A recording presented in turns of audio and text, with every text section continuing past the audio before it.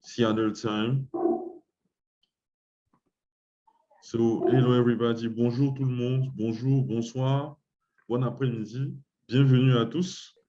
Et merci de vous être connectés si nombreux pour cette première séance, cette conférence de lancement du programme No Code Academy.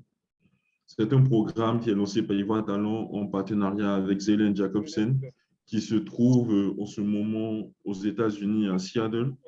Donc, c'est un plaisir pour nous de vous avoir. La formation se fera, on va dire, dans les deux langues, en anglais et en français. Nous allons traduire au besoin les différentes étapes de la présentation qui sera faite par Zaylen. Et aussi, n'hésitez surtout pas à laisser toutes les questions que vous pouvez avoir dans le chat. Et si vous avez des questions urgentes, n'hésitez pas à lever la main, on essaiera d'y répondre. Si vous avez des difficultés également pendant la présentation à suivre ce qui est dit, n'hésitez pas à nous faire signe dans le chat et on va essayer de répondre à vos difficultés. Je me nomme Franck Fadé. On va couper le micro. Please, can you mute this participant?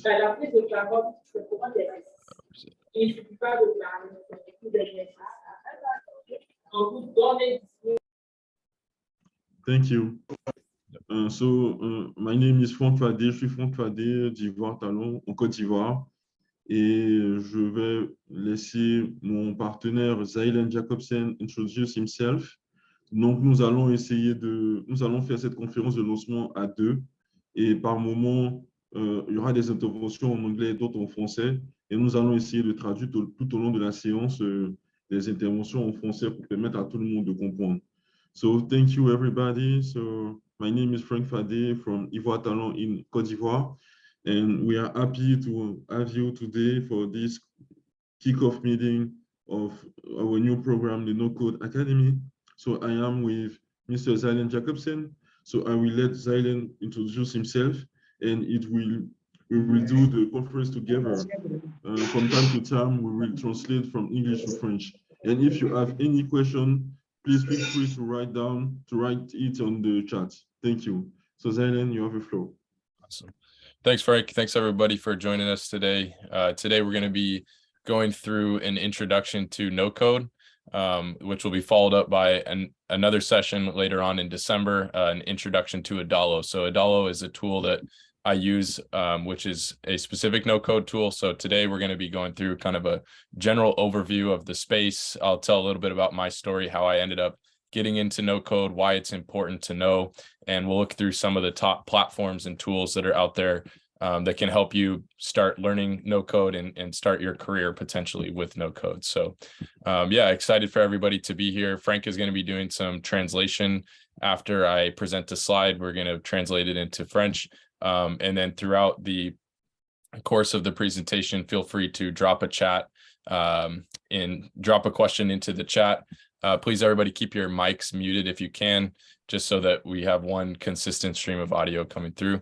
And yeah, let me know if you have any questions throughout the presentation. So I'm going to go ahead and start sharing my screen here.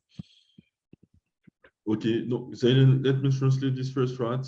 Sure. Donc, pour tous les francophones, donc Zaylen Jacobsen est un expert, on peut le dire ainsi, dans le no-code, précisément avec l'outil Adalo.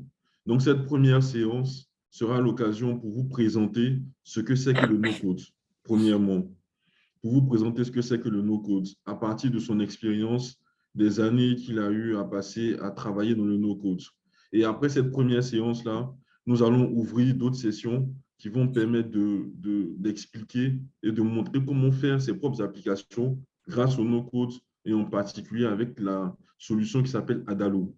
Donc, c'était le premier message, un message de présentation d'abord du contexte dans lequel nous sommes et de ce que nous allons faire maintenant. À chaque slide, nous allons traduire en français pour permettre à tout le monde de comprendre ce que nous sommes en train de dire. OK, Zaylen. All righty. Great. Everybody should be able to see that there. So today's presentation is titled Road to No Code. So we're going to be talking about how to build apps without code. So this picture on here on the right really represents in a very simple way what this new revolution has done. So people come up with an idea for an app, or you are trying to build an app for an organization. That is kind of the end goal, the destination you want to get to. Traditionally, over the course of the last 50, 60 years or so, the traditional route has been through code. So learning computer science, learning computer programming languages, and it's a very long road to get to building an app as far as money goes, time spent goes, and the knowledge required in order to build an application. And today we're in a new era with some of the tools that have been created where you can now take a much shorter path to get to that end goal of building an app. Myself, I don't come from any kind of traditional computer science background. So if you had asked me 3 years ago if this is what I would be doing with my life, I never could have imagined it. I've never written a single line of code, and now I build apps for a job pretty much all day long. So it's very interesting, just kind of fell into some of these newer tools, discovered them through Google searches and through friends telling me about it. And that has led to a career full-time now. So I'm really excited to share with you this new path to creating apps and hopefully get you started on being able to build, your own business idea out, or start your own career, create an agency, whatever it is that you want to do in this space. So. Okay, let me do it in French. If you can come back on the map, please. Yeah, Ok, juste pour dire en fait que ici, ce que nous avons à l'écran, c'est une route. En fait, il y a deux routes pour pouvoir construire son application. Vous pouvez passer par le codage, ce qui était la seule route il y a 3 ans de cela. Tout le monde devait apprendre un langage de programmation de type Java, C# pour pouvoir créer sa propre application. Donc, on voit que la route est relativement un peu plus tortueuse et plus longue. Et la deuxième route qui est arrivée avec les nouvelles solutions de no-code, qui est la route de la droite, qui permet de créer son application plus rapidement en utilisant la technologie no-code que nous allons vous présenter. Donc, Zailen est en train d'expliquer que lui-même, il n'est pas de formation informaticien. Il n'a pas de compétences en informatique, il n'a jamais fait du codage. Et si on lui avait dit il y a 3 ans de cela, qu'il serait en train de créer des applications, il n'aurait pas cru. Mais grâce au no-code aujourd'hui, il a la possibilité de travailler, de vivre de ça, de la création d'applications, de monter une agence. Et c'est aussi ce que nous vous souhaitons, c'est qu'à travers le no-code, vous puissiez être en mesure de pouvoir créer vos propres apps et de pouvoir exercer à plein temps dans le domaine de la création d'applications. OK, Zailen. Awesome. Yeah, so this first presentation is titled Introduction to No Code, how to develop your own app without having knowledge of programming languages. Go ahead, Frank, that's all I got. OK, so c'est la première, c'est l'introduction à ça, à ce nouveau concept, c'est-à-dire comment développer votre propre application sans avoir de connaissances en langage de programmation. OK. And so this is a look at kind of the end result. So with these tools that we'll be learning, you'll learn how to develop a mobile app and a web app without writing code. And then this is a look at the main editor that we'll be using. Again, we're not going to be jumping into that in this session. Today we'll be mainly focused on no code in general. But in the next class, we'll be learning how to use this specific tool that you're looking at here. But this is a general view of what's called WYSIWYG. What you see is what you get, a drag and drop editor. So you're working with a visual interface and you can see the application in the backend editor while you're actually building it. And so rather than writing code, which is very abstract, you're actually seeing what it is that you're building while you're building it. OK. Donc, en fait, ici, sur la gauche, vous avez un peu une vue de votre résultat final. Avec la solution Adalo pour le no-code, vous aurez une application et un site web que vous allez pouvoir déployer sur les smartphones ou sur vos PC. Et nous allons utiliser une interface qui se représente un peu comme ce que vous avez sur la droite. Et il a dit WYSIWYG. Zion, can you repeat W-Y? WYSIWYG, yeah, it's an acronym for what you see is what you get. Yeah. So, en fait, le concept ici, c'est vous avez ce que vous voyez. parce que l'interface pour pouvoir créer l'application est totalement graphique. Donc, tout ce que vous allez positionner sur une interface, c'est ce qui sera rendu dans votre application. OK. So the first question that I want to answer is just what is no code?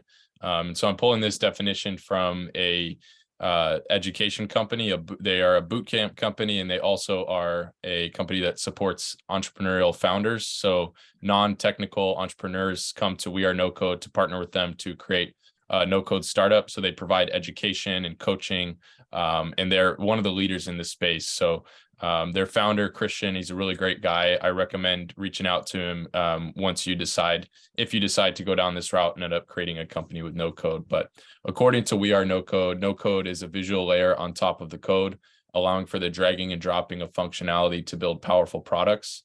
And so they answer the question, why is this so disruptive? Well, no code is faster to build, cheaper to build. It's a lot easier to learn. So you can get the basics down in days and become an expert in a matter of months versus years that it takes to learn and become proficient in traditional software development. So they believe that no code is about to completely disrupt the early stages of entrepreneurship, product development, and coding education forever. And what does this mean for founders or entrepreneurs? It means you don't need to hire expensive developers to get products built. You don't need investors because we don't need to pay expensive developers. And we no longer have to wait for anything. We can go ahead and start building it ourselves. If you're familiar with the term bootstrap, this is the best possible way you could bootstrap a company and get it off the ground, because you don't have to put so much money up front. You can get an idea out there in a matter of weeks or maybe a few months, validate that idea with your customers, and then you're off to the races, either trying to start making revenue or potentially raising money with, now that you have metrics down. So again, you can learn this in a matter of weeks instead of years. For business owners, the implications are it reduces IT costs fourfold and empowers current non-technical employees to be able to contribute technologically to the progress of the company. And then what are the global implications? We're going to go from a population of 0.3% of people knowing how to code all the way to 20% of the population knowing how to code. So 20% of the population would be 1.5 billion people. And so if we can actually get to that number, it's going to be an absolute revolution in software development. And so it's a great thing to be learning now so that you can be on the forefront of this wave that's coming. OK. Donc, en fait, le no-code, déjà, qu'est-ce que c'est? Le no-code, c'est une couche qui est rajoutée, qui permet de donner, grâce à une interface graphique, à une interface graphique et visuelle, permettre de pouvoir créer son application. Donc, le concept derrière, c'est what you see is what you get. Donc, c'est-à-dire, avec votre interface, vous allez pouvoir positionner les éléments de votre application et à la fin, le code est généré derrière pour vous permettre d'avoir l'application finale. Grâce au no-code, vous avez la possibilité de lancer votre application très rapidement. Vous avez aussi la possibilité, vous économiser, en fait, c'est moins cher. Le no-code est moins cher dans la mesure où vous n'avez pas besoin de payer un certain nombre de développeurs pour faire votre application, dans la mesure également où vous gagnez du temps, vous gagnez en termes de ressources qui vont développer l'application, vous gagnez aussi en termes de temps. Et aujourd'hui, nous parlons de révolution digitale. Donc, le no-code, avec la révolution digitale, va permettre à plusieurs personnes de pouvoir s'exprimer aussi dans le domaine du digital au travers des applications que chacun pourra créer, en fait, à travers cette technologie qui est le no-code. Donc, ça permet également pour une entreprise de décoller très rapidement parce qu'elle n'a pas de barrière pour pouvoir créer son application. All right. So why does no code matter? This is supposed to say massive surge in demand. So the reason that no code matters is because the demand for solutions for software and for applications that make our lives easier is at an all-time high, but the number of people that can actually build those solutions is not growing at the same pace. And so there's a quote from Gartner that you can see here on the screen. The market demand for mobile app development services will grow at least 5 times faster than IT organizations' capacity to deliver them. And this was a survey conducted 5 years ago. And so what we're seeing now in 2022 is that demand at an even larger scale. And so in short, the demand for software is far greater than the supply of developers. And so no code tools and platforms then enable more people to be able to be a part of the solution building. And that's really the key to getting past this massive gap in the market between the demand and the supply. So no code is enabling more people to become contributors now that we don't have the same technical barriers of the knowledge and the resources that are required to build those applications. And so with that demand, if you are to learn this skill set and you're able to jump in as a creator of software, the demand is there where you'll actually be busy enough working alongside entrepreneurs or companies, people that want software but don't have the capacity or the time to build it themselves. The demand is there, so it's a great field to get into as a no-code maker. OK. Donc, ici, on a la société Gartner. Gartner, c'est une société qui publie beaucoup d'informations en termes de recherche stratégique dans le monde. Et Gartner a publié, il y a quelques années de cela, que la demande en termes d'applications mobiles est élevée, est au moins 5 fois plus élevée que l'offre pour pouvoir développer ces applications-là. C'est-à-dire, on a beaucoup plus de startups, d'entreprises, de personnes qui cherchent à développer des applications et beaucoup moins de fournisseurs, de software développeurs qui seraient à même de développer ces applications-là. Donc aujourd'hui, avec la technologie no-code, nous avons la possibilité d'équilibrer cette équation-là. Parce qu'aujourd'hui, quelqu'un qui connaît le no-code sera à même de pouvoir créer son application. Donc ça va permettre d'augmenter, on va dire, le nombre de possibilités, on va dire l'offre, la possibilité de devoir créer des applications pour pouvoir répondre à la demande.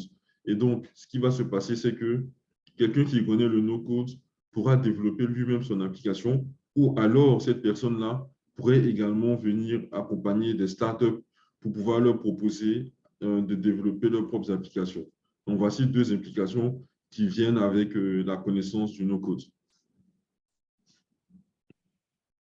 So what are makers? So makers are the new developer. So these are a few quotes from Adalo that unlike the term developer, maker is more representative of what your regular no-coder does. So at Adalo, they call all of their customers makers. It's not just an Adalo exclusive term. It's what most all companies refer to their builders of the apps as. So what binds the maker community together is the drive to create. And another defining characteristic of the maker community is its diversity. The lower barrier of entry means people from different skill sets, backgrounds, ethnicities, and experiences can contribute to product building. The primary contrast we see in makers has helped make the variety of projects richer, products that are created right now richer, more contextualized, and better able to solve local problems. So as more people are now able to step into this role of a maker than they were as a developer, it means that we're going to get a lot of local solutions around the world. So we're shifting from a focus on like technical expertise when it comes to product development more toward domain expertise. So now, even somebody that might have 20 years of computer software experience versus somebody that has 20 years working on a farm and now learns a no-code tool, that farmer is actually going to have a better time building a product because they really understand the problem that they're trying to solve versus the person with the technical expertise that used to be the only one capable of building that solution. So maker is really the democratized term for developer, and it's what you can refer to yourself and what others may refer to you as if you join the no-code community. OK. Donc, traditionnellement, on appelait ceux qui créaient des applications des développeurs. Je suis un software développeur, par exemple. Mais avec l'avènement du no-code, par exemple, lorsqu'on utilise l'outil Adalo, Adalo appelle la communauté de tous ceux qui utilisent cette technologie-là pour créer des applications, des makers. Des makers. C'est-à-dire qu'ils ne sont pas forcément des développeurs, mais ils arrivent à construire. Donc, ce sont des makers. Et qu'est-ce qui va se passer par derrière? Ce qui va se passer, c'est que la communauté de toutes ces personnes qui vont utiliser les technologies no-code pour créer des applications sera une communauté qui est pleine de diversité parce qu'il ne s'agira pas seulement de personnes qui ont un background dans l'informatique, dans le développement. Et ce sera aussi une communauté qui va permettre de créer des solutions locales. Il fut un temps où il fallait partir chercher l'expertise dans certains pays du monde pour pouvoir développer notre application. Mais aujourd'hui, avec le no-code, avec Adalo, on a la possibilité de créer sa propre application. Donc, par exemple, si moi, je suis un planteur et que je maîtrise le domaine de l'agriculture, je n'aurai pas besoin d'expliquer longuement à un développeur comment est-ce que ça fonctionne, parce que moi-même, j'aurai la main pour créer ma propre application. Donc, ce qui va permettre de créer des applications locales, des applications qui sont faites par les personnes qui sont expertes dans le domaine, plutôt que par des personnes qui n'y connaissent pas, qui ne s'y connaissent pas forcément, mais qui sont plutôt expertes dans le développement. Et toutes ces personnes qui utilisent le no-code seront appelées des makers et non des développeurs. So one term that I wanted to touch on is a concept called the innovation economy. And this was presented by Ben, one of the founders of Adalo. So he wrote an article about the innovation economy and some of the highlights I pulled out from that. So he says, innovating has always been an important human activity. It's led to tools in agriculture, in cities, and an ever-increasing quality of life. And this work was, in the past, largely the domain of the privileged few. Kings and queens spurred innovation by spending money to create ever-advancing ships, castles, and weaponry. Even in the industrial age, only a few families had enough wealth to afford the kind of education that empowered James Watt and Thomas Newcomb to create the steam engine. Only people and organizations with enough resources were able to create the next great thing. But now we've reached an inflection point in the evolution of innovation. So no longer the bastion of the elite, innovation is being democratized. And we're unleashing billions of humans on the task of making our lives better. This means that we're going to see change occur more rapidly than ever before. And Ben believes that a single person is capable of building something that would have taken hundreds of people a decade ago. So we're really in this new time where anybody can create that next thing that's going to push our society forward, whether that's at the community level, family level, in your country, on your continent, or in the world at large. It could be an individual that makes that big next leap forward, or it could be a company, but it's really democratized for the first time. And so it's more important than ever to acquire those tools, to be able to join this revolution and to start innovating on behalf of the people around you that could use your help. OK. Donc, en fait, qu'est-ce qui va se passer à travers le no-code? On va assister à une démocratisation de l'innovation. Parce qu'aujourd'hui, on ne va pas forcément avoir besoin d'attendre, d'avoir toute cette connaissance, ce bagage en programmation informatique. Mais avec le no-code, on donne la possibilité à des milliards de personnes de pouvoir créer elles-mêmes, de pouvoir innover elles-mêmes. Et donc, si on imagine toute cette capacité qui sera donnée à ces millions, ces milliards de personnes, ça va permettre de créer un boom en termes d'innovation au sein, on va dire, à l'échelle du monde entier. Et c'est ce boom-là que nous voulons créer à travers le lancement du programme No-Code. Parce que si ce programme No-Code est vulgarisé et démocratisé dans nos pays, nous aurons la possibilité d'avoir également plus de créateurs, plus d'innovateurs dans nos pays. OK, we have a question. Yep. Let's see. Same levels of security or speed of execution as other ways of developing. Actually, yeah. So a lot of the security pieces are built into these platforms, and so you might spend. I met someone this summer that spent it was a junior level developer that spent about a month and a half working on an authentication challenge for their application. Whereas with all these tools, authentication and secure logins are built into the platform. And so you can just drag and drop a component versus having to spend time actually building out the authentication element of the application. And speed of execution, that depends on the tool, or speed of execution. If you're referring to the actual building of the product, that's way faster and way more cost effective to get something out there to start testing with your customers. As in regards to the actual speed of the application, you can notice, depending on the platform that you use, a little bit less speed and less responsive feedback, I would say, on the application. But those are things that these platforms are really working hard at to get to an industry standard level of speed and performance for the apps. And then how safe is no code? It's a very, very safe. You're building in the environment of one of these tools that has done a lot of work to ensure that your users are not going to get hacked and you're not going to get hacked. And so it's a fairly safe industry, just depending on the tool that you're using. And we're going to be touching on some of these tools in upcoming slides. So we'll be able to ask specific questions about the similarities and differences between those. OK. Donc, en termes de sécurité, on a beaucoup d'outils, beaucoup d'options qui sont intégrées en fait dans la plateforme Adalo, qui sont utilisables et qui seront présentées dans les prochaines slides, ce qui permet de garantir un niveau de sécurité qui est pareil à n'importe quelle application.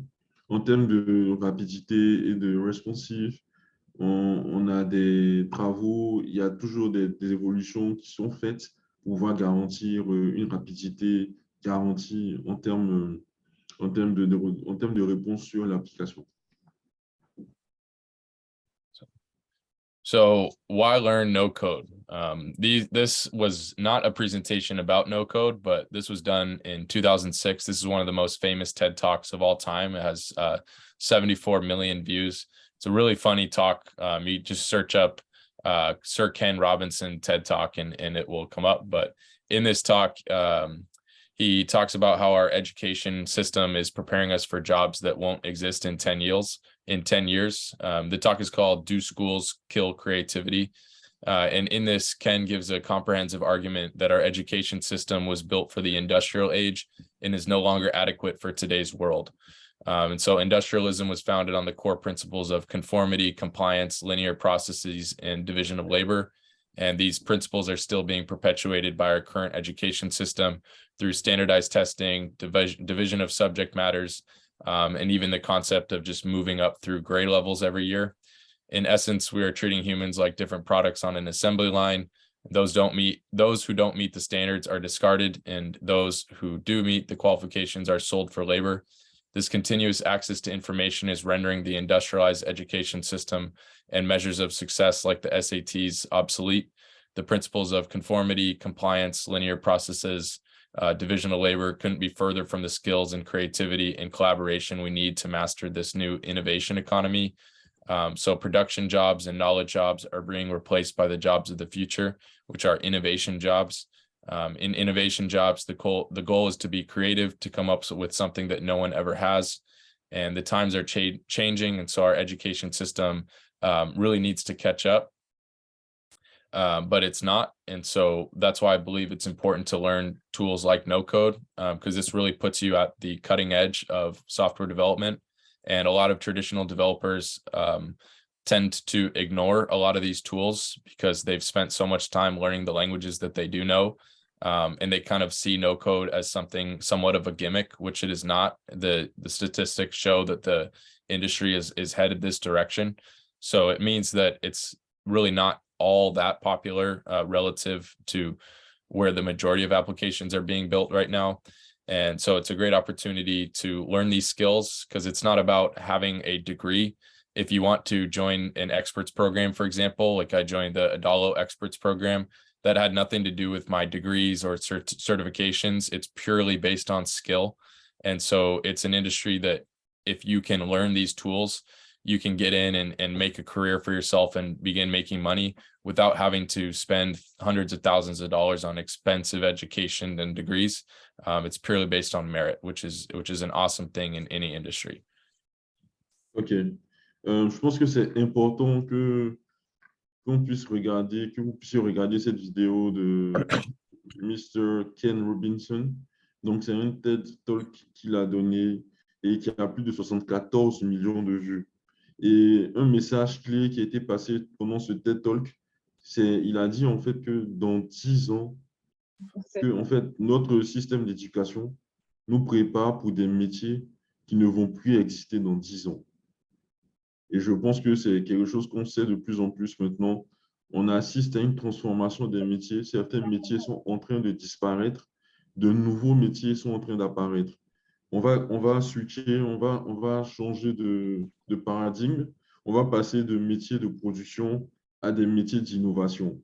Et dans ce cadre de figure, pouvoir être à mesure de pouvoir créer sa propre application est une opportunité.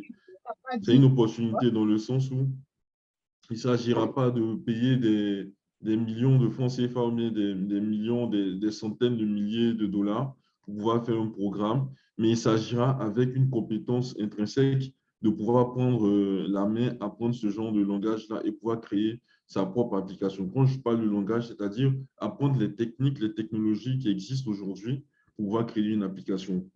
Parce que ce sont demain, nous sommes en train d'avancer, d'évoluer dans un monde d'innovation, dans un monde qui suit de la production à l'innovation.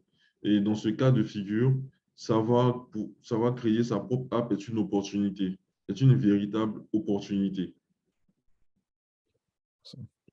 And before I Donc, get on va essayer into de partager la vidéo. OK? before I get into the history of no code, I want to give a little background on myself so you understand who you're learning from today. OK. Donc, il va nous partager son background, donc sa mini bio. Il va nous parler de lui déjà pour qu'on sache qui est notre instructeur du jour.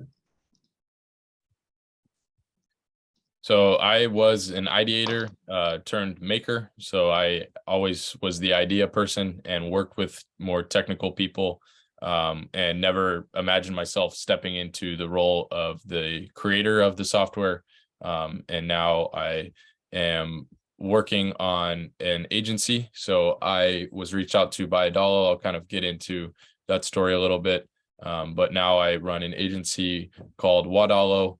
And so we build applications for people in different parts of the world. People come to us with needs for a mobile app or a web app, and we work with them to build those for them. So that's in a variety of industries. I've worked with people in the sports industry, music, travel, finance, social media, all kinds of different applications. And so it's a lot of fun. Most of the platforms in the no code space have some sort of experts program that you can join. And when you do, then they'll send you clients, and that's how the agency model works. So I do that. And then I also work on a service called Road to No Code, which is a part of what you're watching today, which is one-on-one coaching and then group coaching. And so all of this kind of got started while I was working at a restaurant in this city here. It's a city called Bellevue. I was working as a server and a bartender and a manager at this restaurant. And we basically had a lot of challenges when it came to onboarding new staff members at our restaurant. And a lot of people weren't able to pass their food or beverage test to become a server or a bartender. And so I decided that I would try to build a learning system on a mobile learning system for our new employees that we could send them and they could study all the food and drinks at this restaurant. And it's a very internationally inspired menu that has about 60 or so items on the food side, and then about 700 ingredients that you have to remember across all of those items. And so I failed my test the first time, and a lot of other people did as well. And so I developed this app called Serve, which is an acronym for Study Restaurant Variety. And it's basically a really simple way for people to learn everything about the food and beverage in their restaurant, as well as like where the tables are laid out, what ingredients are in each of the items. So there's things like flashcards and self-quizzing tools, multiple choice quizzing tools, videos on how to become an effective waiter and to sell.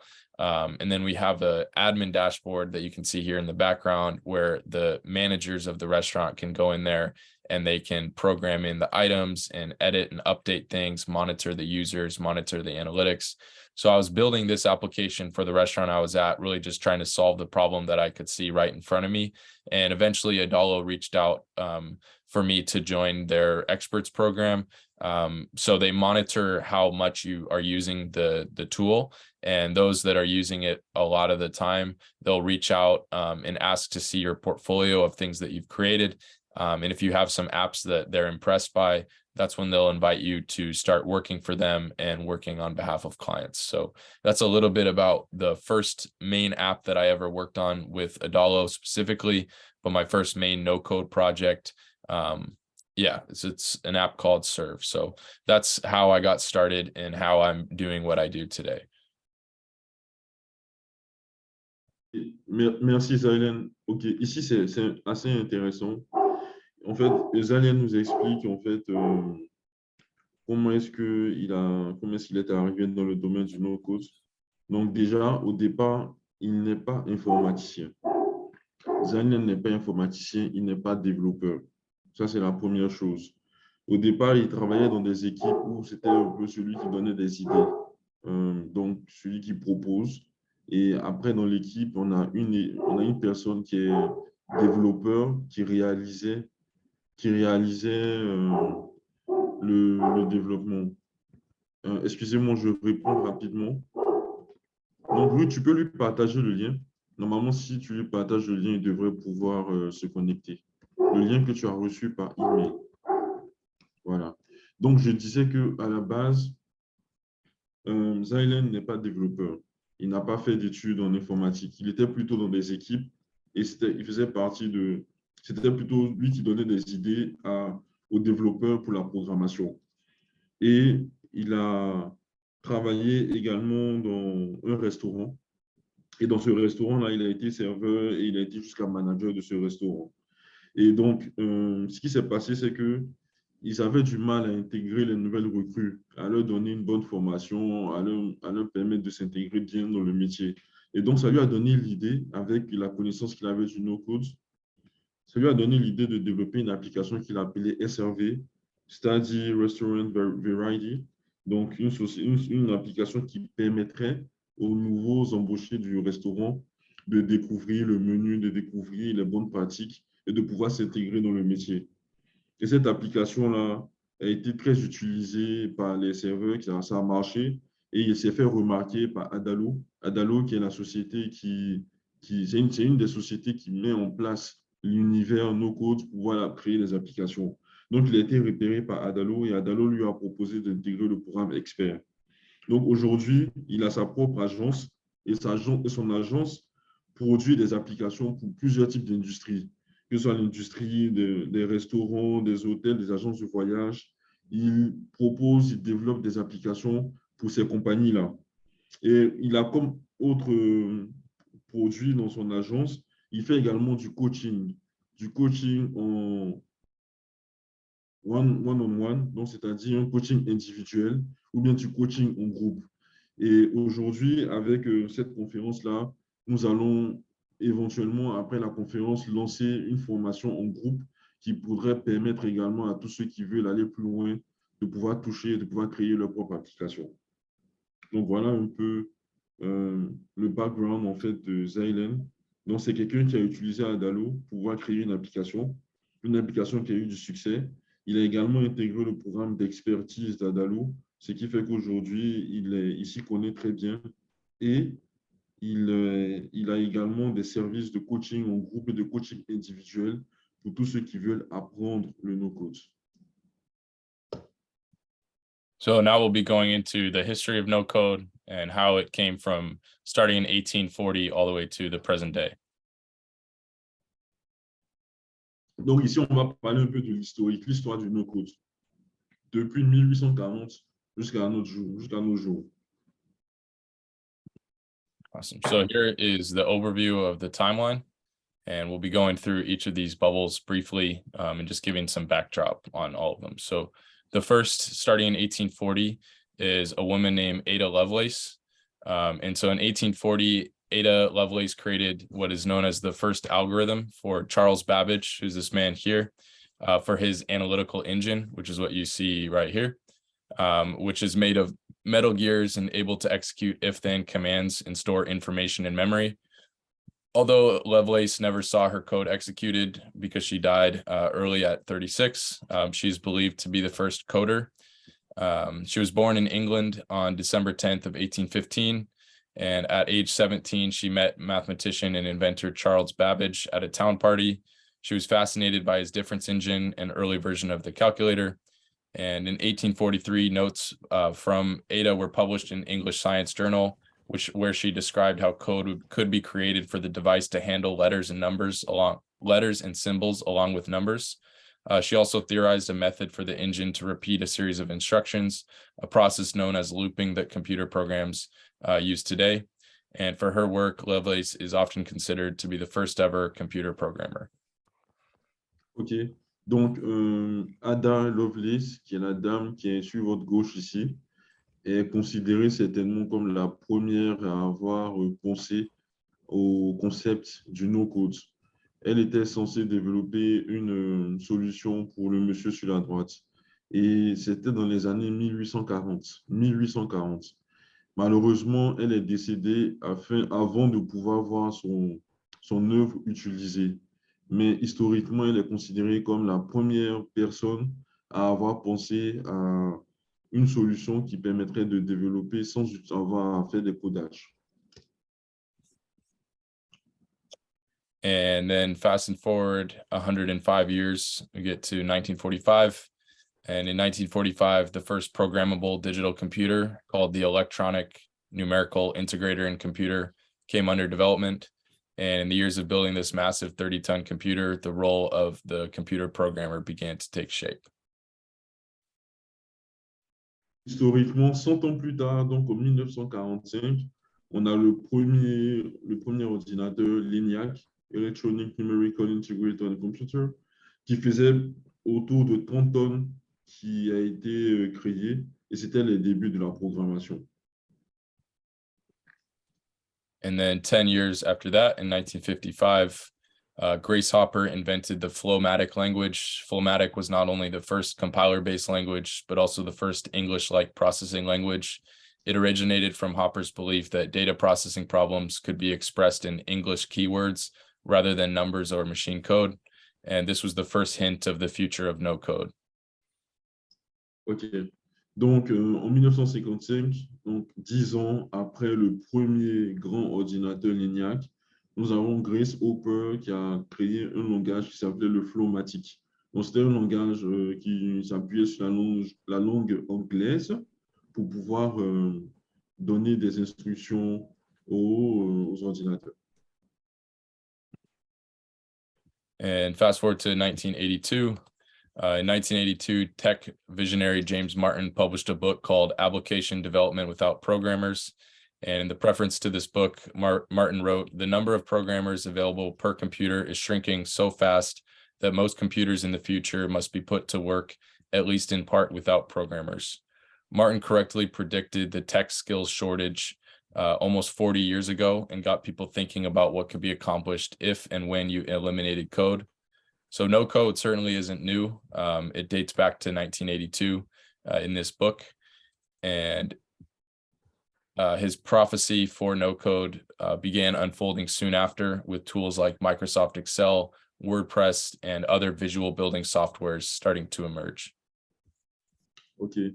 Donc, on a un autre jalon clé de l'histoire avec James Martin, qui avait publié le livre, disons, Application Development Without Programmers.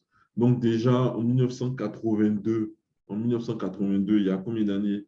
Il y a autour de 40 ans déjà que ce monsieur avait prédit qu'il fallait qu'il y ait plus de personnes, qu'il y ait la possibilité de donner aux personnes de pouvoir créer leurs applications sans être des programmeurs.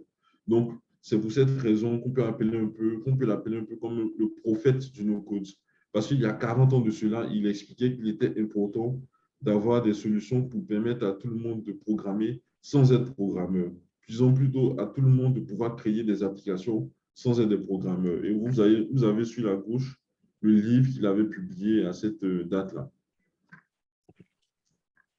And then 3 years later, in 1985, Microsoft released the original version of Excel, which many people consider the first tool that allowed users to manipulate data without code. In fact, many no-coders today still compare the experience of building on a no-code platform to working in Excel. My favorite way to look at a no-code app is that it is simply a visual layer on top of a spreadsheet. So I often work in Excel or Google Sheets to create my database. And then based on that, I generate a layer on top of it, which the user is then able to interact with. I had a client that was managing this system for a specific sport using a Excel database of 4 different sheets with 1,800 data points. And all I did for him for this application was basically build a visual overview or visual interface on top of it that allowed you to input 3 different numbers, and then it would find that one number within the entire spreadsheet. So those 3 inputs would then calculate one output. So rather than having to search 1,800 different data points, it would just find that one. And so that was a great example of how taking a spreadsheet, you can start with a spreadsheet and turn it into an application using these different no-code tools. Donc en 1985, lorsque Microsoft Excel est né, Microsoft Excel a été vu un peu comme un premier outil qui permettrait de modifier, de manipuler des données sans avoir à faire de la programmation. Et aujourd'hui encore, lorsque nous utilisons les solutions de no-code, derrière ces solutions-là, nous avons des bases de données qui tournent sur Excel. Et donc, ça veut dire quoi? Ça veut dire qu'avec Excel, on a encore la possibilité de modifier, de designer son application. Et après, avec la technologie Adalo, de pouvoir mettre une couche visuelle pour pouvoir présenter à la fin à l'utilisateur final une application. Donc, Excel peut être considéré également comme un premier outil de no-code dans la mesure où il permet de manipuler des données sans avoir à faire des codes en tant que tel. And then 9 years later, a tool called GeoCities came out. GeoCities was a website that was released that made it possible for people to create personal pages, fan blogs, and other web pages using visual programming. And before the release of GeoCities in 1994, only those who knew HTML could build websites. OK. Donc, 10 années plus tard, c'est-à-dire en 1994, il y a eu également la création de GeoCities. GeoCities qui permettait à tous ceux qui connaissaient le langage HTML de pouvoir créer leurs applications, leur blog personnel à travers un ensemble une interface qui était déjà disponible pour ces personnes-là. Yeah, and apologize for the miss subtitle there, but that should say something else. And then moving to WordPress, 9 years later, again in 2003, no code became mainstream with the launch of WordPress. WordPress kickstarted the ability to build websites without code. And today, 38% of the internet is built on WordPress. So this really blazed the trail. This is how I started my journey in no code, actually, was back in 2014. I built my first website on WordPress for a lip balm company that I was working on. And so this was the start of no code for a lot of people, and still today is the most prevalent and powerful no code builder available. So then you said it's 38% of websites. 38. Yeah. 38% of the internet, yeah, is on WordPress. OK. Donc, après 1994, GeoCities, en 2003, nous avons eu la création de WordPress. Je ne sais pas s'il y a des personnes qui connaissent WordPress parmi les participants, mais WordPress, ça a été une révolution dans le web. Parce que WordPress permettait à n'importe qui de pouvoir créer sa page web grâce à un ensemble de composantes qui sont déjà définies. Donc, WordPress a été un vrai boost, un vrai booster en termes de no-code, mais dans la création de pages web. Et Zalen explique qu'en 2014, il a créé son premier site web grâce à WordPress.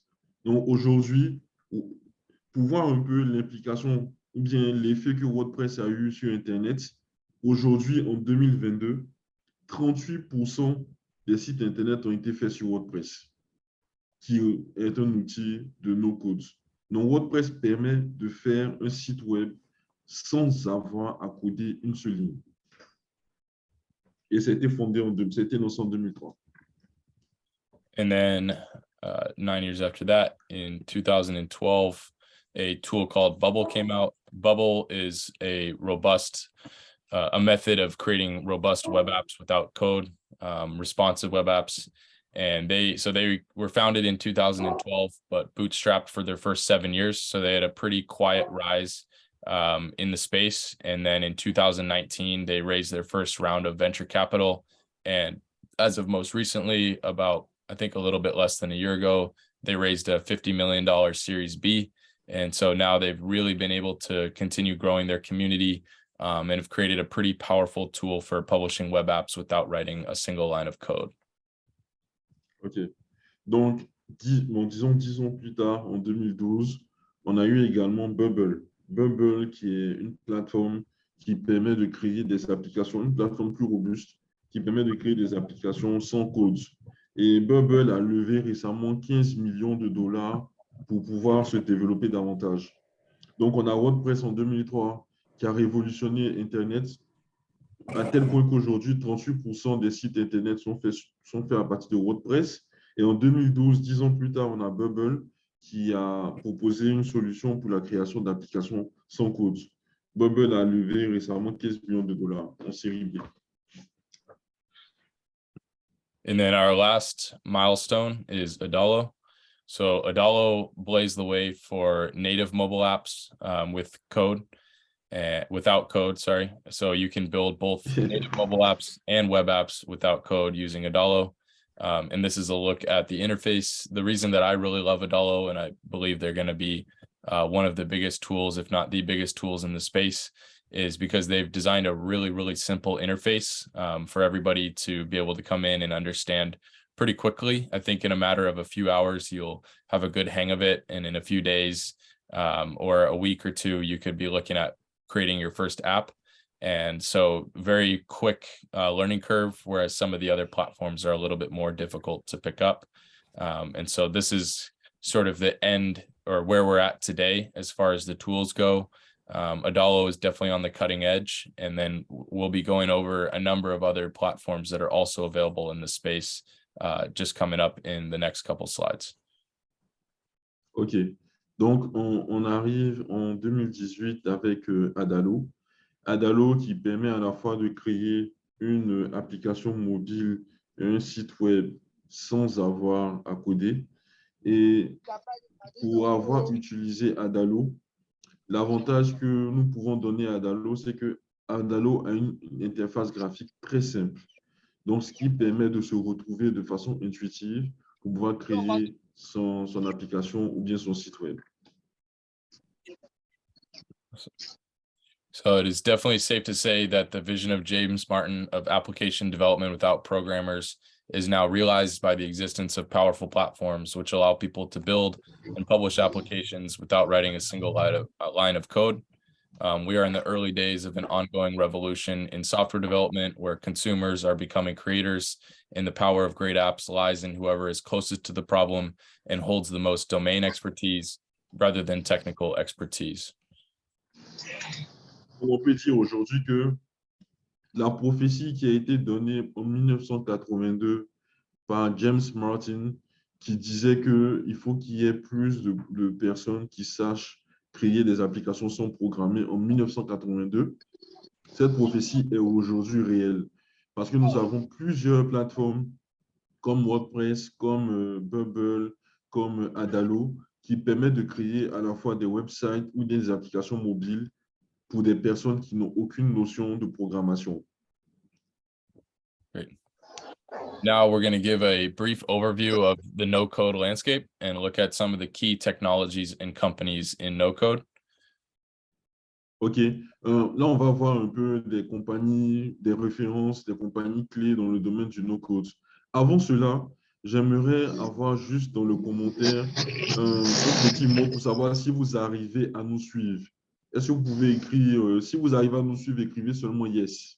Yes ou oui, si vous arrivez à nous suivre. Super, merci. En fait, c'est pour m'assurer qu'on ne va pas trop vite. C'est pour m'assurer que vous arrivez à suivre. Donc, si vous pouvez mettre un commentaire yes, yes, yes, que vous arrivez à suivre, on y va, on continue. Donc, maintenant, on va continuer avec des références, avec des compagnies qu'il faut connaître dans le domaine du no-code. Et je laisse la parole à Zeynep pour continuer. Merci beaucoup pour vos retours dans le chat. All right, so these are a few of the key no-code platforms. So we touched on Adalo and Bubble. And then there is also Webflow, Glide, DraftBit, Flutterflow, and AppSheet. And all of these have different kind of purposes. So AppSheet is Google's no-code editor. Flutterflow is a visual layer on top of Flutter. DraftBit helps build on top of React, I believe. Glide is apps from spreadsheets from Google Sheets. Webflow is a powerful website builder. Bubble and Adalo, we touched on those two previously. Oh, did you want to translate that or? Yeah, you can come back. OK. En fait, ici, ce que vous avez, ici, ce qu'on vous présente, c'est un ensemble de plateformes qui existent et qui permettent chacune, selon sa spécialité, de développer un aspect de votre application. On a des plateformes qui sont plus utilisées dans la partie rendu graphique. On a des plateformes qui sont on va dire, qui travaillent avec Google Sheets, par exemple. Et on a une autre plateforme, Adalo, Bubble, qui permettent également de créer des API de zéro. Voilà. Donc, c'est un ensemble de plateformes qui existent. Mais une chose est sûre, c'est que nous, on fera un focus sur une plateforme qui a été utilisée, qui est éprouvée et qui a montré qu'elle est bonne. C'est la plateforme Adalo, pour laquelle Zailen est un expert. OK.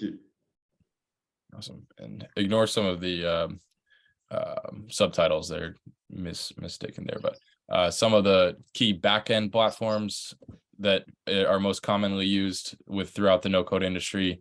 Airtable is probably the most popular, and then Google Sheets are a very simple spreadsheet to use, which can be used as a backend for a lot of no-code apps.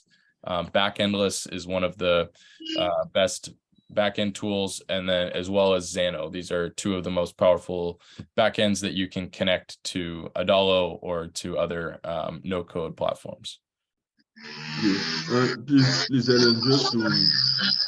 Oh, okay, it's okay. Okay, so Ellen, I just want to confirm something with you. When you will start learning Adalo, do we need to learn any other platform with Adalo? You don't have to, but it is very helpful to know other tools, specifically like automation tools, which is the next slide. Out of these ones here, you don't need to know other of these tools because these are kind of competitors of Adalo, but it's nice to know something like Xano would be good if you want to extend the capabilities of the database, or learning tools like Make or Zapier or WhaleSync would be good if you're trying to connect other applications together. And then there's a few others that I'll get into in a second here. So it becomes you kind of want to approach it as having a no-code tool stack rather than using one no-code tool. Well, you have your platform that you choose, which is Adalo, and then you want to complement your no-code platform with a number of different no-code tools that kind of help extend the functionality of Adalo. Okay, I got it. Donc, en fait, ici, on a Adalo qui peut être considéré comme un socle pour le développement de notre application.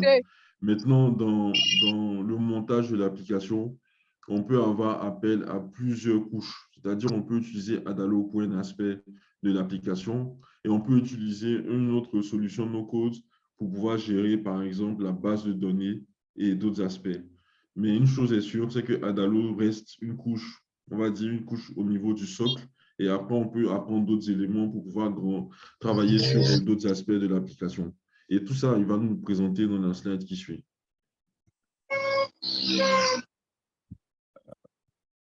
So Make and Zapier here, these two tools are used for running automations as well as integrating apps together. So you can pair Adalo with Shopify or Adalo with Google Maps and sync data between the applications. WhaleSync is a really cool tool. I met the founder of WhaleSync at an event in Seattle a couple months ago. That's how I found out about them. They're a really new company, but they're very focused on specifically solving the challenges of syncing data between different no-code tools. And so right now they're building all these great integrations with newer no-code platforms. And so they're a tool to watch that would definitely be helpful to start to learn how to use, because I do think that they're going to be an important part in tying together all the variety of no-code tools that are out there today. Donc, en fait, l'idée, c'est que on a Adalo, qui est la plateforme que nous allons utiliser pour créer notre application. Et Adalo va fonctionner avec d'autres applications. Par exemple, on peut avoir une application qui a besoin d'utiliser Google Maps. Et donc, pour pouvoir lier notre application à Google Maps, on peut avoir recours à une solution comme Make. Make qui va permettre de faire une interface entre deux applications. Aussi, s'il s'agit de synchroniser des données entre plusieurs apps, on peut aussi avoir recours à d'autres outils comme WellSync qui permettent de faire cela. Donc, l'idée, c'est que, en réalité, plutôt que d'utiliser une seule solution no-code, selon le besoin, selon ce qu'on veut faire, on peut avoir à utiliser plusieurs solutions de no-code qu'on met ensemble. And this tool, Make, the purple one here, we hope to do a class in the future on going deep into Make, because it's a really powerful tool to know after you know Adalo or another no-code platform. OK. Donc, dans la formation qui sera donnée sur Adalo, on va regarder un peu plus l'outil Make parce qu'il vient réellement en complément d'Adalo pour pouvoir permettre de se connecter à d'autres outils. And a few website builders that I like to use alongside Make are UMSO, Strikingly, WordPress, Webflow, and Linktree. UMSO is what I typically use to quickly build landing pages. So they have great templates for mobile and web app mockups. So after you've built a mobile or a web app, you can go on UMSO and quickly create a landing page for it so that you can start marketing your app. You can put the links to your app on that page. And so that's the tool that I've been using most recently, but I also like using Strikingly, and I'm also working on a WordPress site for a client right now as well. And then Linktree has been great. Also working on a Webflow site with a partner for a client. And then Linktree is great if you're trying to put together all the links for your business. Yes, but Jalen, do you have a preference between WordPress and UMSO? I personally like like the same. Yeah, I like UMSO because it's a lot quicker. I like to focus mainly on the applications and then just building a page pretty quickly for the website. So I prefer UMSO, but if you're trying to create like a really, really cool or really robust website, then I would probably look toward using WordPress. OK, OK. Donc ici, ce sont d'autres propositions de no-code dans la partie création de website. Aujourd'hui, vous savez un peu comment ça marche. Lorsqu'on a une application, il est important de pouvoir d'abord communiquer sur l'application. Et pour communiquer sur l'application, ça peut être intéressant, ça peut être une approche d'avoir un site web. Donc, pour pouvoir avoir un site web, on a plusieurs solutions. On a WordPress dont on a parlé qui fait 38% d'Internet. On a aussi d'autres solutions comme UMSO. Et ce que je demandais à Zaylen, c'était sa préférence. Donc, pour lui, en fait, UMSO permet de faire rapidement une petite page web vitrine. C'est-à-dire, si vous voulez faire une page web juste pour communiquer sur votre appli, OK, UMSO peut le faire. Par contre, si vous voulez faire un site web en bonne et due forme, en ce moment-là, il vous conseillerait plutôt d'aller sur WordPress. Donc, quand on parle de no-code, on a tous ces éléments-là qui sont embarqués. Les sites web, les applications mobiles. On a aussi d'autres outils comme Linktree qui permet à une entreprise de pouvoir, une startup, une compagnie, de pouvoir mettre tous ces liens en un seul endroit. Donc, ça permet de pouvoir dire, OK, si vous nous cherchez, vous pouvez passer par ici, par là, ou par là, ou par là. Donc, ce sont d'autres outils de nos codes qui existent et qui peuvent être intéressants si vous voulez créer votre page web. And going into a few design tools that I recommend, there's a tool called POP, which stands for Prototype on Paper, which is a really cool tool. It allows you to draw out an app on pencil and paper, take pictures of it, and then wireframe it together. So you can really start, it makes it such that building and designing apps becomes really simple because you don't even need to start with learning how to use a tool. As long as you can draw it out, then you can start working on your next app idea. So I recommend using that. Canva is what I use for all my graphic design. Figma is great if you're trying to collaborate with other designers. Some of the no-code tools have limitations on collaboration. So if you're working with other designers, I recommend starting with Figma and then moving toward building out the designs within the no-code editor. Creately is awesome for creating sitemaps and whiteboarding. So working with people, kind of sticky noting if you're working remotely. Font Squirrel I use for font identification. So if you have an image or a logo and you're trying to figure out what font they use, you can drop it into Font Squirrel and it'll tell you, and then you can use it in your own project. Place It is what I use for product images. So after I've created an app, take some screenshots, go to Place It and drop those screenshots into mobile and desktop so that I can display and advertise my application. Rotato is what I use to create presentations of prototypes. So you're able to drop in a video of your app or images of your app, and then you can make the mock-up spin and give it a shine or give it different colors. So it's a great way to also advertise your app. And then I use Image Color Picker. That is a tool to find hex codes. So you can drop an image into the tool, and then it'll tell you what colors are on the image, and you can click on a certain section of it and get that hex code, and then use that hex code in your designs. Okay, c'est très intéressant. Zelen, please. I just want to know, Rotato, you use it on your MacBook or on your smartphone? Rotato. Rotato is used on my MacBook. Okay. Okay. But if you have your app on your smartphone, you are able to use Rotato to record your app. Yeah, so Rotato is you take screenshots of your app, and then you'd use the Rotato app on your MacBook or on your laptop, and then you would drag those pictures in, and they go into a really nice format. So okay. Yeah, I can show you really quick what that looks like. So for example, the images here that I had in an earlier slide, this is something that Rotato outputs. So you drop in the screenshots of your app, and then you'll get a really nice presentation like that of it. Ok, I understand. Ok. En fait, donc ce qui nous présente ici, ce sont des outils sur la partie design. Vous savez tous qu'une application qui n'est pas belle à voir, qui ne sera jamais utilisée. Ce qui fait qu'on utilise une application, c'est aussi parce qu'elle est agréable à regarder, à utiliser. Et pour pouvoir designer votre application, voici des outils de no-code, des outils qui existent. OK, I mean, within 30 minutes. I think we will finish within 30 minutes. Donc, ce sont des outils qui existent et qui permettent de designer votre application. Donc, on a parlé, par exemple, de Pop qui permet de designer votre application en ligne sur papier avant de la transformer en réel. Nous avons Canva qui permet d'avoir de petits designs. Nous avons Rotato qui permet après de faire une très belle présentation de votre application en la mettant sur des écrans d'ordinateur ou bien de téléphone. On a Image Color Picker qui permet de piquer, de prendre, sélectionner la couleur exacte que vous avez repérée, par exemple, dans une image et que vous voulez utiliser dans votre application.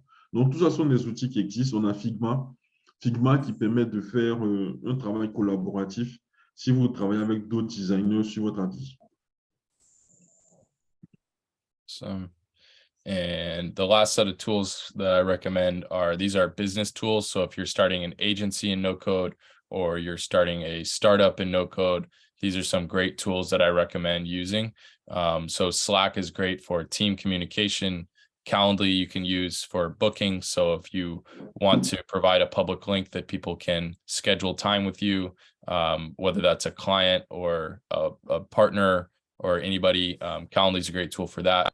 Zoom, which we're using right now, is awesome for video communication, both one-to-one and one-to-many like we're doing today.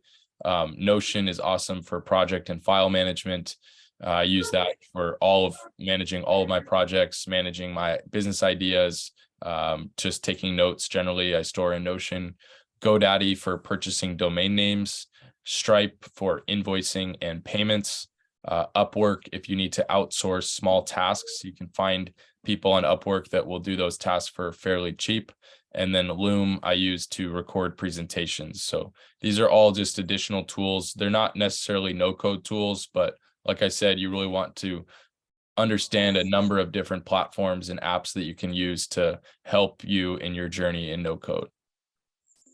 Very interesting, Zelen. Thank you.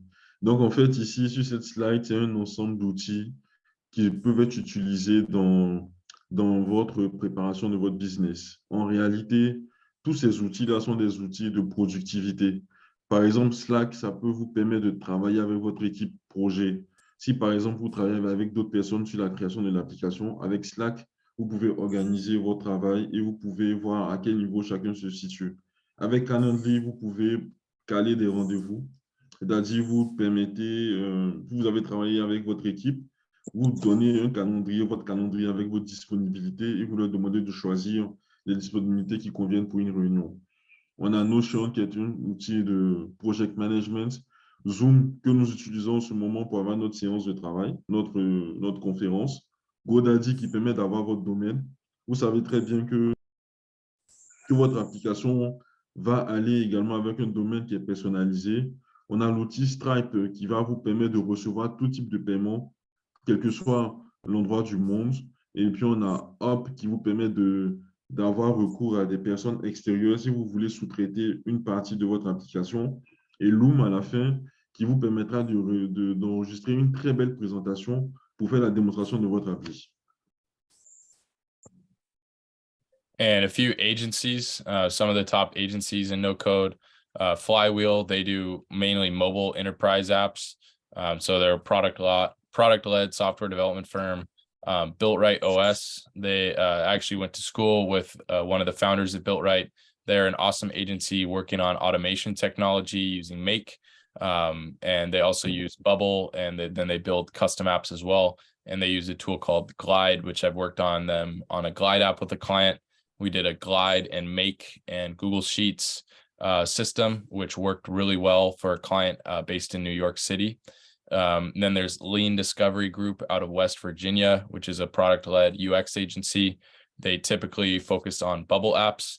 And then my agency, Wadalo, we focus on Adalo apps, and Wadalo stands for Washington Adalo App Studio. But then we have already made our choice, so we go with Wadalo. Yeah. I love it. Donc, en fait, ici, c'est d'autres structures de no-code qui existent. Aujourd'hui, nous vous proposons en tout cas d'approfondir la connaissance en no-code avec Wadalo. Donc, Wadalo, qui est l'agence de Zelen. Et donc, au-delà de la création de l'application, il y a tout un écosystème qu'on met en place. C'est-à-dire, comment est-ce qu'on va faire le paiement? Comment est-ce qu'on va gérer la base de données? Comment est-ce qu'on va communiquer sur l'application pour amener plusieurs personnes à venir télécharger l'application? Donc, c'est un service qui est complet avec Wadalo. Awesome. Great. And Frank, these next, so I have two more sections, socio-technical systems, and then the no-code process. Should we save that for another round? I know we're running up on time. Are we trying to finish at the 10:30 mark, or? Yeah, I think maybe we can go to the no-code. You mean the no-code process, right? Yeah, those are the two sections I have left. They're both pretty important. This one is particularly important, but it does take some time. So are we trying to hit the 10:30 mark and we should open for questions, or should I go ahead and finish through? No, I think we can skip some parts and go ahead. Okay, great. I'll just briefly run through this then. So yeah, I'll go through it in just a couple minutes, but socio-technical systems are the idea that technology is a social system operating on top of a technical base. And so we can get into some of the history of that, but generally the idea is now that the no-code revolution allows for software development that focuses just on the community and individual level. So you can think through social and psychological problems rather than trying to solve informational and mechanical problems, because no-code takes care of, they already predefine that you're going to be building on a computer or for a phone. and then they take care of all the underlying work when it actually comes to writing the software. And that means that you get to focus on what the software looks and what that individual user is going to be interacting with. And then at the community level, you can understand how people are going to be interacting through the software. So on another session, I'll definitely dive deeper into this topic, but socio-technical systems is really the mental framework that I had to adopt in order for me to start to really understand software, because it teaches you to think that it's more important to think from the social level than it is from the technical level. And so that's why I believe that no code is going to lead to a lot of greater apps being built, because people can focus solely on that end user or that end user community of users, rather than thinking through specific technical challenges that they're trying to solve. They can spend all day long just thinking about those people or those communities that they're trying to help. Yes, that's quite interesting. En fait, ce que Zalen explique ici, c'est que c'est toute une philosophie. Le no-code, c'est une philosophie dans la mesure où on aurait pu réfléchir au langage, réfléchir au serveur, mais avec la philosophie no-code, on va plutôt penser au client final ou bien à l'utilisateur final. Donc, c'est une autre manière de penser. C'est-à-dire, on se dit, celui qui va utiliser notre application, qu'est-ce qu'il veut le voir? Avec quoi il veut interagir? De quoi a-t-il besoin? Et on met le focus sur l'utilisateur final plutôt que sur les exigences ou bien les éléments qui concernent la technologie et la technique. Donc, c'est comme si on renverse le problème. Au lieu de penser technique d'abord, on pense d'abord utilisateur final. Et c'est une philosophie qui fait changer aussi la manière de créer l'application. Awesome. And then diving into the no-code process, I'm just going to give a brief overview of it. And then when we get into the next session, we can go into each of the specific stages. But going through the no-code process, the first step is defining a problem. So determining what problem your app is going to solve. And then we'll look toward defining the user journey. So, or do you want to translate that here, Frank?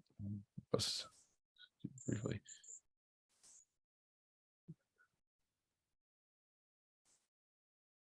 I think you just muted yourself. Sorry. I didn't know that I was muted. So, le process, lorsqu'il s'agit de développer une application avec l'idée, avec le concept no-code, on va d'abord identifier quel est le problème. Et après avoir identifié le problème, next. Yeah, and briefly on this too, a few questions that you can ask yourself to help think of this idea. What is the underlying goal of your app? What exactly do you want your app to do? How will your app appeal to users? What are you setting out to do with it? What's the problem you want to help people solve with your app? And why would people want to use your app instead of competitors? How does your app make money? And just generally, how does it set itself apart from all the other apps that are available? C'est ça. Donc, quel est le problème que vous voulez résoudre? Comment est-ce que vous arrivez à commercialiser votre application? Et qu'est-ce que vous voulez proposer à vos utilisateurs? C'est la première question. So the next step is defining the user journey. So this is simply figuring out how you want your users to interact with your app, everything from the downloading process to using and accessing all the features to actually deleting their account. Ouais. Donc, le deuxième aspect maintenant, c'est comment est-ce que vous voulez que l'utilisateur final interagisse avec votre application? Quel est le parcours auquel vous pensez pour l'utilisateur final? And after you've designed the user journey, then you'll start to think about user stories. These are the simplest descriptions of your app's features. And it is vital that you keep your users at a central focus while you're creating your app. And so you can use a framework as a persona. I want to blank so that I can blank.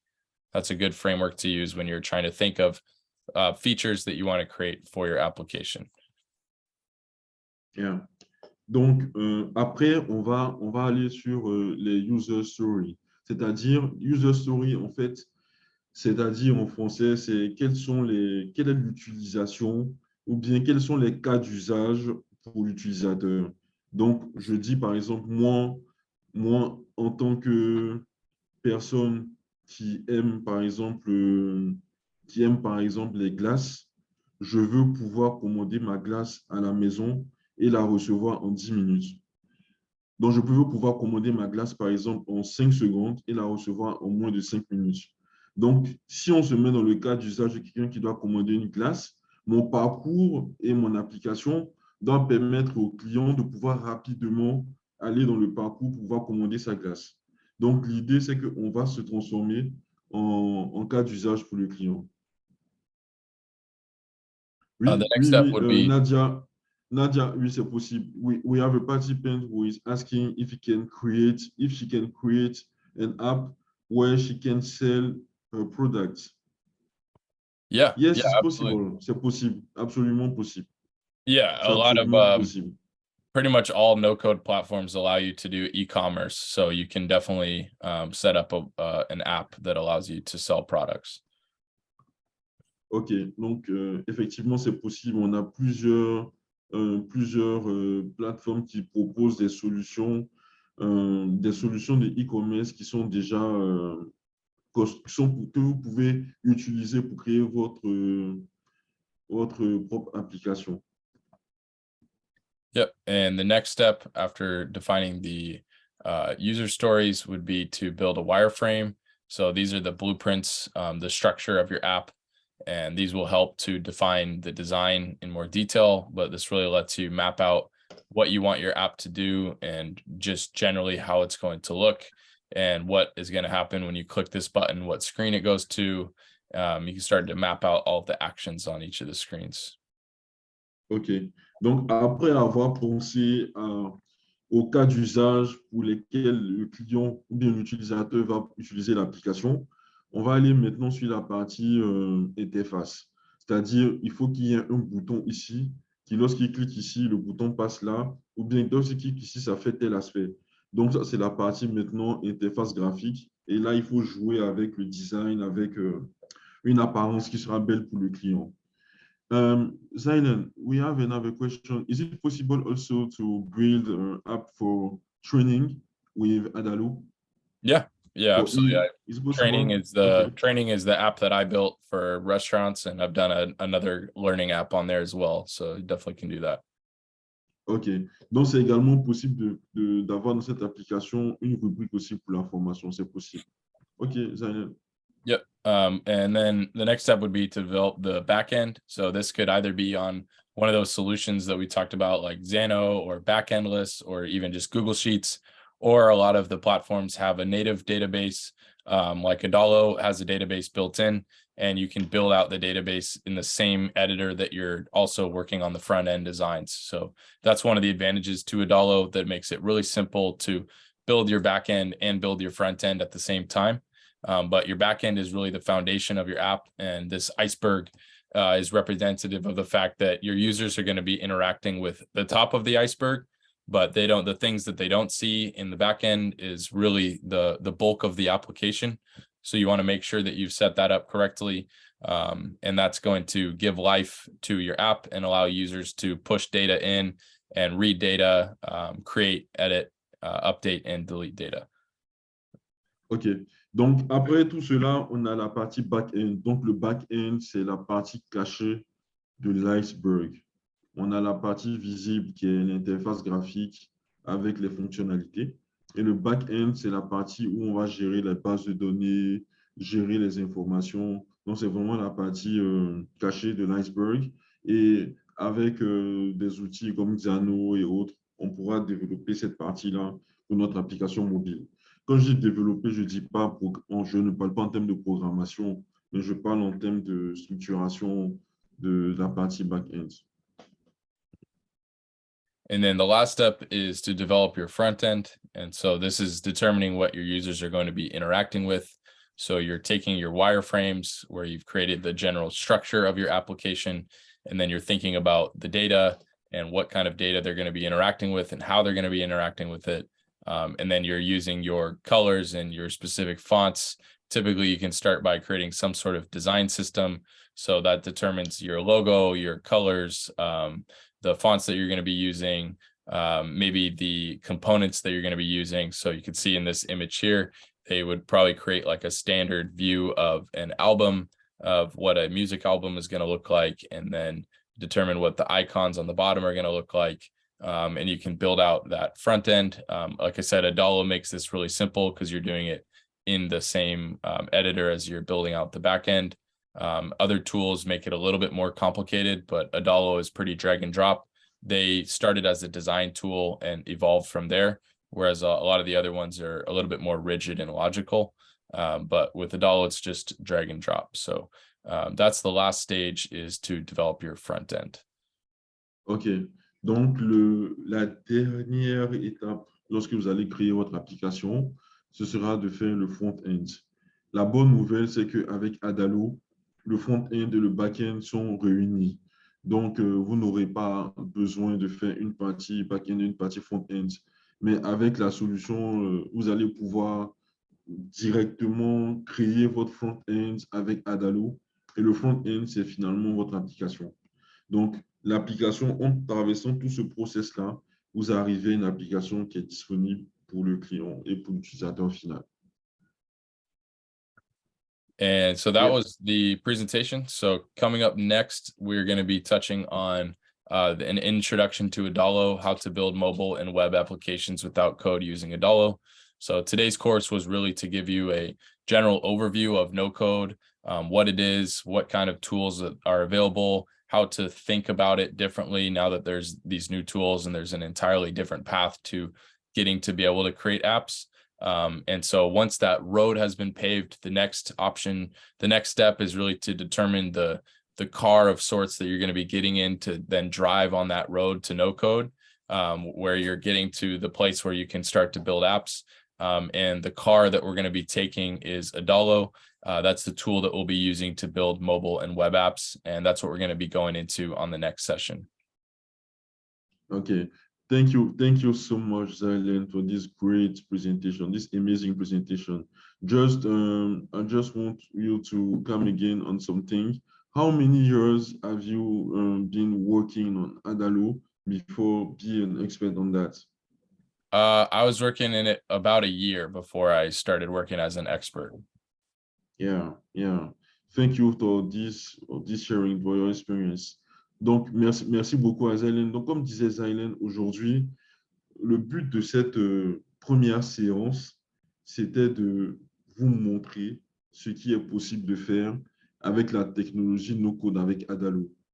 Zylen a travaillé au moins un an sur la technologie afin d'aujourd'hui la maîtriser, et il est à mesure de nous former sur cet outil-là. Donc, c'était déjà de vous dire que c'est possible.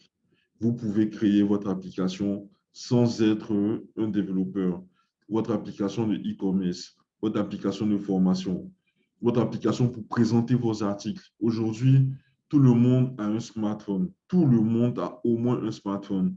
Donc, c'est une opportunité pour des entrepreneurs. C'est une opportunité pour des étudiants. C'est une opportunité pour des professionnels de pouvoir être présents sur le digital. Donc, nous remercions Zylen. Thank you so much, Zylen, for this great, amazing presentation. Est-ce que vous avez des questions? Et si vous avez des questions, nous allons d'abord répondre aux questions. Et moi, j'aimerais aussi vous poser une question. Est-ce que vous êtes intéressé à approfondir le sujet et à faire une formation sur le no-code? Okay, Zylen, we have a question. Denise asked, how bugs are fixed with Adalo? If we have bugs on your app, how can you fix it with Adalo since you don't have the code? Yeah, so if you publish an app and there's a bug, it'll either tell you in the error logs, or you can know by testing it yourself. And then rather than going into the code to change code, you're going into the Adalo editor, looking at the screens, looking at the database, looking at the actions that you've set up on certain buttons, and just trying to kind of reverse engineer and dissect what is going on incorrectly. And so similar to if you're debugging in code, you'll probably be looking at like Stack Overflow. Adalo specifically has a forum that has all the people that are asking questions about things that have broken their app. And so you can look to the Adalo forum or reach out by submitting a support ticket to Adalo for them to help out with. So I guess bugs would be bucketed into two buckets. It could either be something that you've done within your editor that's having problems, or sometimes doesn't happen that often, but sometimes Adalo has bugs in the software that underlies your application. If that's the case, then you have to wait for Adalo to resolve those issues. It doesn't happen very often, but it can. But most of the time, it's just something that you can tweak within your database or with how you've set up a specific function or action within your app, or something that you've done wrong in the design. You can go in and dissect that on your own and make those changes in the editor. Ok, Denise, donc je ne sais pas si tu as suivi, mais en réalité, effectivement, tu as la possibilité de pouvoir identifier où est-ce que l'erreur se produit et voir si c'est un problème au niveau de ta base de données ou bien un problème au niveau de ton interface ou bien si c'est un problème au niveau même d'Adalo. Parce qu'il peut y avoir un problème peut-être sur l'environnement et quand il y a des problèmes sur l'environnement, ces problèmes-là sont corrigés. And also, thank you.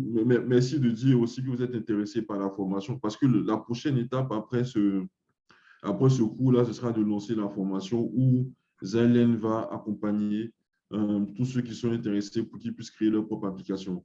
So Zailen, I just want to confirm how many sessions we plan for the training program. I forgot a little bit.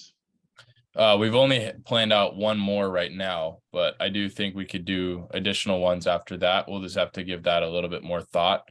But this next one will be a crash course on Adalo. And then I think it would be great to set up some of the other tools. I could line that up as well if people are interested in learning other no-code tools. And then I can also go on another session and dive even deeper into Adalo if people really want to keep using that one as well. Okay, so you mean maximum 3 sessions will be okay for the training program? That would probably work, yeah. Okay. So now it depends now if it will be 1 session per month or 1 session every 2 weeks to see the length of the program. Mm-hmm. Yeah. Okay. Yeah, that's something we can definitely have a chat about and figure out. We got the next session December 4th, I believe. Is that right, Frank? Yeah, December. Yep. I forgot the exact date, but it was on December. Yeah. December 4th, right? December 4th, same time for the introduction to Adalo session. Okay. Introduction. Let me just put it in the chat. Introduction to Adalo. Donc, la formation qui sera faite va se faire en 3 séances. Déjà, il y a une première séance qui va avoir lieu le 4 décembre, qui sera une séance d'introductive à Adalo. Donc, on va aller en profondeur, présenter Adalo et puis commencer à utiliser Adalo. Donc, entre aujourd'hui et le 4 décembre, nous allons ouvrir les inscriptions pour ceux qui veulent participer à la formation. Et ces personnes-là, maintenant, vont rentrer dans le programme. Donc, les informations seront communiquées également par email et sur nos différentes pages Ivoire Talent. OK. Est-ce que vous avez des questions? Est-ce que vous avez des préoccupations sur la suite? Et sur la conférence aussi, sur le contenu qui vient d'être partagé. Donc, comme je vous ai dit, les enregistrements vous seront communiqués par email. Nous allons vous envoyer le lien par email. Et oui, la question par rapport, Denise, la question c'était par rapport à... Ah non, la formation ne sera pas free. La formation, it was $22, right, Zailen? Yeah, I think so. Okay. So $22, let me just convert it in $22 in CFA. It's not much expensive. It will be, okay. Non, la formation sera au montant de 15 000 francs CFA. 15 000 francs CFA. C'est un montant qui est assez 15 000 francs CFA. 15 000. C'est bon, Denise?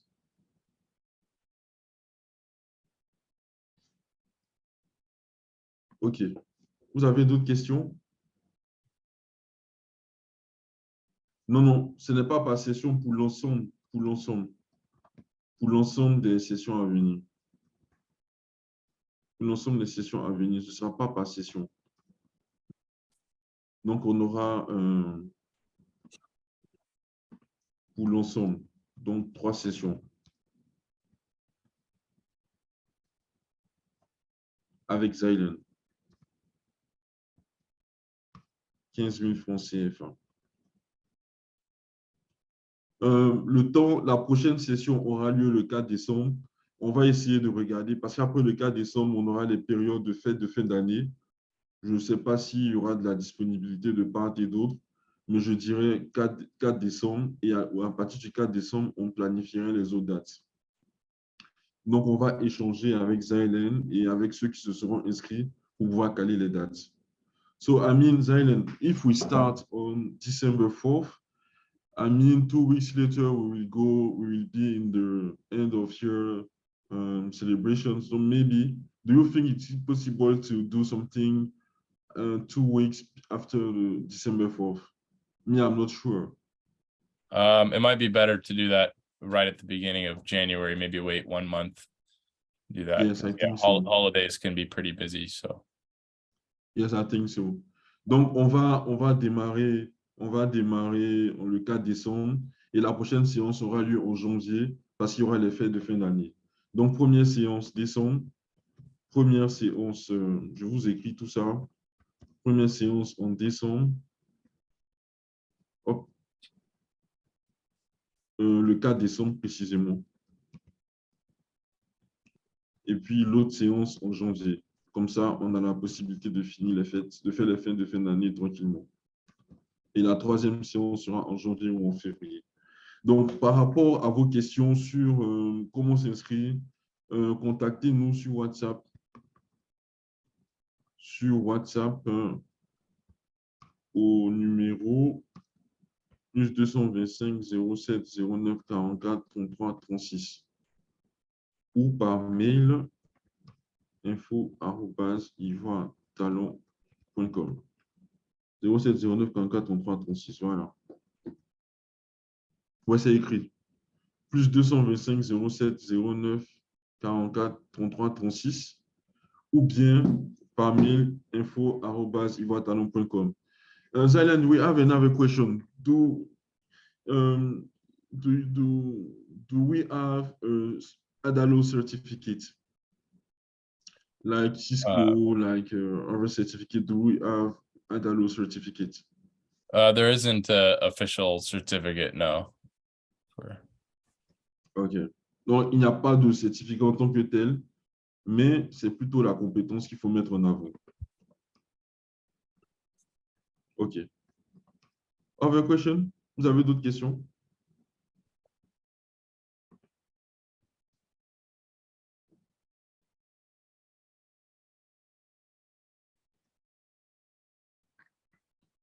OK. Bon, avant de clôturer la séance, I just want to thank you so much. I want to say thank you so much to Zylen. Et j'aimerais demander à tous les participants de me dire, est-ce que vous avez aimé? Si vous avez aimé, dites merci or thank you en commentaire, s'il vous plaît. Zylen, thank you so much for your great presentation. And all the participants want to thank you for this, for sharing with us, for having you today. And we will close the session, but do you have some words before we close the session? Yeah, just thanks to everybody for joining. It was a lot of fun. Thanks to you, Frank, for organizing everything. And it's fun putting everything together. I do believe no code is going to change the world. So we're at the very early stages of it. And I hope everyone today was inspired enough to start doing some research into some of the tools. And we'll take advantage of having this knowledge now, because not a lot of people know about this stuff. And so it's good to start working on it now, and be at the forefront of what could be the biggest change in software development that we've ever seen. Thank you so much, Zailen. En tout cas, comme disait Zailen, le no-code va changer le monde. Nous avons l'opportunité d'être les pionniers de ces technologies-là dans nos différents pays. N'hésitons pas. Essayons de nous mettre à fond là-dedans pour pouvoir être de nous-mêmes des makers, pouvoir être des créateurs d'applications, des personnes qui changent le quotidien de leur communauté. Donc, merci à tous et n'hésitez pas à écrire sur le WhatsApp. On va échanger, on va communiquer également sur les modalités pour l'inscription. Thank you so much, Zylan. Thank you so much, Gabi. Thank you to you all and have a very good week ahead. Yeah, awesome. Bye-bye, everybody. Bye-bye.